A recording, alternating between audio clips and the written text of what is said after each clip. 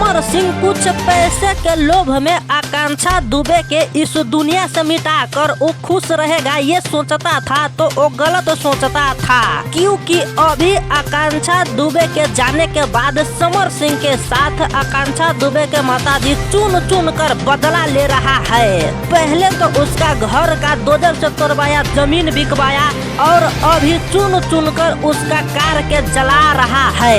जिस तरह से आकांक्षा दुबे के घर तबाह किया है, उसी तरह से समर सिंह के भी घर अभी तबाह कर रहा है आकांक्षा दुबे के माताजी। पहले तो समर सिंह के जेल में नमक मिर्च लगवा कर तरपा कर पिटवाई खिबाया। अब समर सिंह के पूरा खानदान उपटाने का कसम खाया है आकांक्षा दुबे के माताजी। अब समर सिंह के पता चल रहा है कि मेरा पंगा एक शेरनी के साथ हुआ है।